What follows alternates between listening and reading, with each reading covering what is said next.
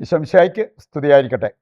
ആത്മീയ ഭോജ്യത്തിൽ ഇന്ന് നാം വിചിന്തനം ചെയ്യുന്നത് ഈ ഒറ്റയാൻ മനുഷ്യരായിട്ടുള്ളവർ എന്ന് പറഞ്ഞാൽ അവരെപ്പോഴും ഒറ്റയ്ക്കാണ്. മറ്റുള്ളവരോട് ചേർന്ന് പോകാൻ വിസമ്മതിക്കുന്ന ആ മനോഭാവമുള്ളവർ അപകടകാരികളാണ് എന്നുള്ളത് കർത്താവിൻ്റെ വചനം നമ്മെ ഓർമ്മിപ്പിക്കുന്നുണ്ട്. ഒറ്റയ്ക്ക് നിൽക്കുന്നത് വല്ല പട്ടിക്കൊക്കെ കൊള്ളാം. കാരണം ഒരാളെ കടിച്ചു കീറാനായിട്ട് പല ആളുകളുണ്ടെങ്കിൽ പട്ടിക്ക് അത്ര എളുപ്പമാകത്തില്ല. ദൈവത്തിൻ്റെ ഏതാനും വചനങ്ങളിലൂടെ കടന്നു പോകുമ്പോൾ ഈ ഒരു യാഥാർത്ഥ്യം നമുക്ക് മനസ്സിലാക്കാനായിട്ട് എളുപ്പമാണ്. ഇത് രണ്ട് സംഭവങ്ങൾ കേട്ടാൽ കുറച്ചുകൂടി അത് മനസ്സിലാക്കാൻ എളുപ്പമാവും.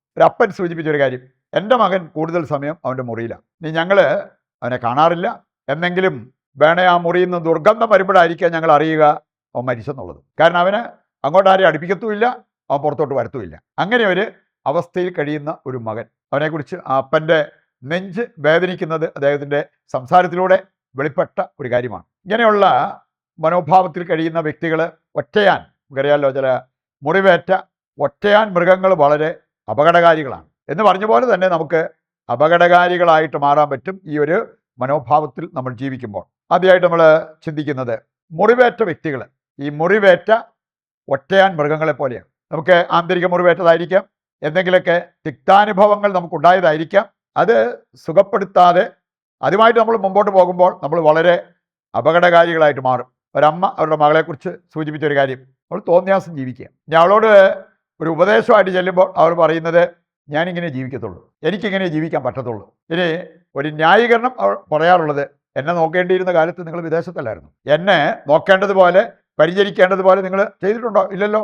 അപ്പം അതുകൊണ്ട് എൻ്റെ സ്വഭാവം ഇങ്ങനെയാണ്. അവർ പറയാണ് അവരുടെ കുടുംബത്തിൻ്റെ പ്രത്യേക സാഹചര്യങ്ങൾ കൊണ്ട് വിദേശത്ത് പോകേണ്ടി വന്നതാണ്. അതിൻ്റെ പേരിൽ മുറിവേറ്റ മനസ്സുമായി നടക്കുന്ന ഈ മകളുടെ സ്വഭാവ രീതികൾ, തോന്നിയാസം ജീവിക്കുന്നത്, ഇനി അവൾ അങ്ങനെ ജീവിക്കത്തുള്ളൂ എന്നാണ് അവളിപ്പോൾ പറഞ്ഞ് അവസാനിപ്പിക്കുന്നത്. ഇതെല്ലാം മുറിവേറ്റ ചില അവസ്ഥകളെ എടുത്തു കാണിക്കുന്ന കാര്യങ്ങളാണ് എന്നുള്ളത് നമുക്ക് മനസ്സിലാക്കാൻ പറ്റും. രണ്ടാമതായിട്ട് നമ്മൾ ചിന്തിക്കേണ്ടത്, ഏകാന്തത എന്ന് പറയുന്നത് ശാന്തത ആകണമെന്നില്ല.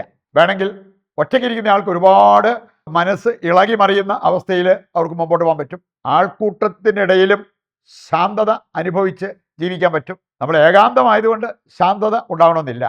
ശാന്തത ഏകാന്തത അല്ല താനും. കർത്താവിൻ്റെ വചനം ഇപ്പോൾ സങ്കീർത്തനം 46:10 അവിടെ പറഞ്ഞിരിക്കുന്ന ഒരു കാര്യം, ശാന്തമാവുക, ഞാൻ ദൈവമാണെന്ന് അറിയുക. ആ ശാന്തത അത് വളരെ നല്ല ഒരു കാര്യമാണ്. ദൈവത്തെ അറിയാനും പ്രാർത്ഥിക്കാനും ഒക്കെ നമ്മളെ സഹായിക്കുന്ന ഒരു കാര്യമാണ് ശാന്തത. പക്ഷേ ഏകാന്തത ശാന്തത ആകണമെന്നില്ല. ഉൽപ്പത്തി 2-ാം അധ്യായം 18-ാമത്തെ വചനം എടുക്കുമ്പോൾ കർത്താവ് പറയുന്നൊരു കാര്യമുണ്ട്, ഏകാന്തത നല്ലതല്ല. മനുഷ്യൻ ഏകനായിരിക്കുന്നത് നല്ലതല്ല, അവന് ചേർന്ന് ഒരു ഇണയുണ്ടാകണം എന്നുള്ളത് ഉൽപ്പത്തി 2:18 നമ്മൾ വായിക്കുന്ന ഒരു കാര്യമാണ്. സഭാപ്രസംഗന്റെ പുസ്തകം 4-ാം അധ്യായം 9 മുതൽ 12 വരെയുള്ള ആ വചനഭാഗം. സഭാപ്രസംഗന്റെ പുസ്തകം 4-ാം അധ്യായം അതിൻ്റെ 9 മുതൽ വായിക്കുമ്പോൾ വലിയൊരു സന്ദേശം അവിടെ നമുക്ക് കാണാൻ പറ്റും. ഒറ്റയ്ക്ക് നിൽക്കുന്നവരെ കീഴ്പ്പെടുത്താൻ വളരെ എളുപ്പമാണ്. സാത്താനാണേലും പട്ടിക്കാണേലും ഒറ്റയ്ക്ക് നിൽക്കുന്നവരെ കീഴ്പ്പെടുത്താൻ വളരെ എളുപ്പമാണ്. 2 പേർ ചേർന്ന് നിന്നാൽ അത് അത്ര എളുപ്പമാവണമെന്നില്ല. ഒരു പട്ടിയാണേലും ഏതാനും പേര് ഒന്നിച്ച് നിൽക്കുമ്പോൾ പട്ടിയെ ഭയപ്പെടുത്താൻ എളുപ്പമാണ്.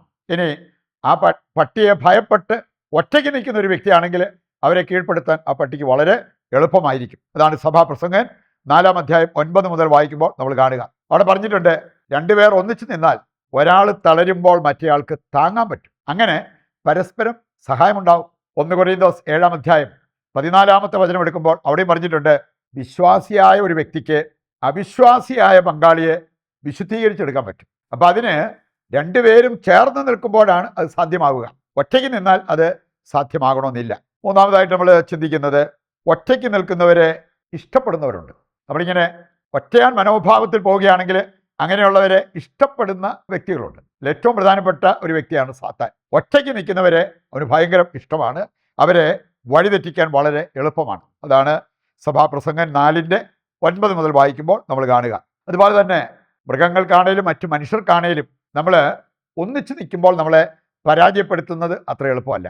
ഒറ്റയ്ക്ക് നിൽക്കുകയാണെങ്കിൽ വളരെ എളുപ്പത്തിൽ അവർക്ക് നമ്മളെ കീഴ്പ്പെടുത്താൻ സാധിക്കും എന്നുള്ളത് നാം തിരിച്ചറിയണം. മറ്റൊരു കാര്യം, ഈ ഒറ്റയ്ക്ക് നിൽക്കുന്നത് ഇഷ്ടപ്പെടുന്ന വ്യക്തികളുണ്ട്. അങ്ങനെ ഒറ്റയാനായിട്ട് ജീവിക്കുക, എന്നെ ആരും പരിഗണിക്കേണ്ട, ഞാൻ ആരെയും പരിഗണിക്കാനും വരത്തില്ല, എനിക്കാരുമായിട്ട് ഒരു അസോസിയേഷനും വേണ്ട, അങ്ങനെയുള്ള കാര്യങ്ങളൊക്കെ ചിന്തിച്ച് പോകുന്ന വ്യക്തികൾ, അവരിൽ മിക്കവാറും പേരൊക്കെ ആന്തരിക മുറിവേറ്റവരാണ്. ആന്തരിക മുറിവായിരിക്കാം അങ്ങനെ ഒരു കാര്യത്തിലേക്ക് അവരെ നയിക്കുക. വേറെ ചിലരെ കാണാൻ സാധിക്കും, അവർ ഇൻട്രോവേർട്ടായിരിക്കാം. അങ്ങനെ ഉള്ളിലേക്ക് ഒതുങ്ങിപ്പോകുന്ന ഒരവസ്ഥ. അവരിങ്ങനെ ഇടിച്ചു കയറി ഒരാളെ പരിചയപ്പെടുവോ, അവരുമായിട്ടൊരു ബന്ധം സ്ഥാപിക്കാൻ നോക്കുക, അങ്ങനെയുള്ള കാര്യങ്ങളൊന്നും അവരുടെ ഭാഗത്തു നിന്നും ഉണ്ടായെന്ന് വരില്ല. ഇങ്ങനെയുള്ളവർക്ക് മറ്റുള്ളവരുടെ സാന്നിധ്യത്തെക്കാൾ ഏകാന്തവാസം അതായിരിക്കും അവർ ഇഷ്ടപ്പെടുക. അവസാനമായിട്ട് നമ്മൾ ചിന്തിക്കുന്നത് ഈ ഏകാന്തത, മൗനം, ഇങ്ങനെയുള്ള കാര്യങ്ങൾ നല്ല കാര്യത്തിനായിട്ട് പ്രയോജനപ്പെടുത്താൻ പറ്റും. മൗനം എപ്പോഴും അറിവില്ലായ്മയുടെ സൂചനയായിട്ട് കാണരുതെന്ന് വചനം പഠിപ്പിക്കുന്നുണ്ട്. പ്രഭാഷകൻ 20-ാം അധ്യായം 6 മുതൽ വായിക്കുമ്പോൾ അവിടെ പറഞ്ഞിട്ടുണ്ട്, ചിലര് സംസാരിക്കാതിരിക്കുന്നത്, മൗനം പാലിക്കുന്നത് അറിവില്ലാത്തത് കൊണ്ടല്ല, അവര് സംസാരിക്കേണ്ട സമയമല്ല ഇത് എന്ന് അറിയാവുന്നതുകൊണ്ട്. അറിവിൻ്റെ സൂചനയാണ്, അറിവില്ലായ്മയുടെ സൂചനയല്ല മൗനം എന്നുള്ളത് ഈ വചനഭാഗം നമ്മെ പഠിപ്പിക്കുന്നത് കാണാൻ പറ്റും. മാത്രമല്ല, നമുക്ക് പ്രാർത്ഥനയ്ക്ക് മൗനം അനുകൂലമായ ഒരു സാഹചര്യമാണ്. നമ്മുടെ സംസാരം കൊണ്ട് പോലും നേടാൻ പറ്റാത്ത പലതും മൗനം കൊണ്ട് നേടാൻ പറ്റും. ഒരു ചൈനീസ് പ്രോവർബുണ്ട്. അതിങ്ങനെയാണ് പറയുക, ഉചിതമായ സമയത്ത് നമ്മൾ ഉപയോഗിക്കുന്ന ഒരു വാക്ക് അതിന് 100 രൂപ വില കൽപ്പിക്കാൻ പറ്റുമെങ്കിൽ ഉചിതമായ നിശബ്ദതയ്ക്ക് 200 രൂപയുടെ വിലയുണ്ടാകും, ഇരട്ടി വില.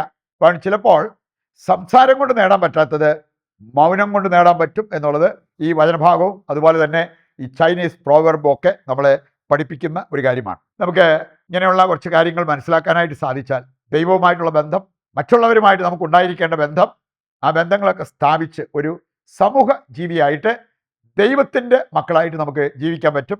അതിനുവേണ്ട കൃപയ്ക്കായി പ്രാർത്ഥിക്കാം. ഇതിൻ്റെ എല്ലാ പ്രാർത്ഥനാ നിയോഗങ്ങളും ദൈവകരങ്ങളിൽ ഏൽപ്പിച്ചുകൊണ്ട് ശിരസ് നമിച്ച് ദിവ്യകാരുണ്യത്തിൻ്റെ ആശീർവാദവും നമുക്കിപ്പോൾ സ്വീകരിക്കാം.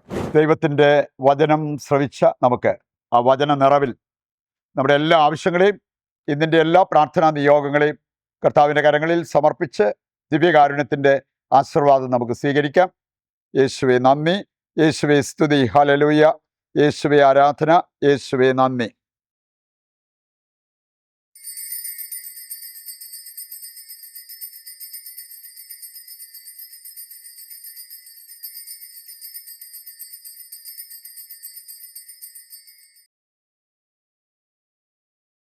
പരിശുദ്ധ പരമ ദിവ്യകാരുണ്യത്തിന് എന്നേരവും ആരാധനയും സ്തുതിയും പുകഴ്ചയും ഉണ്ടായിരിക്കട്ടെ.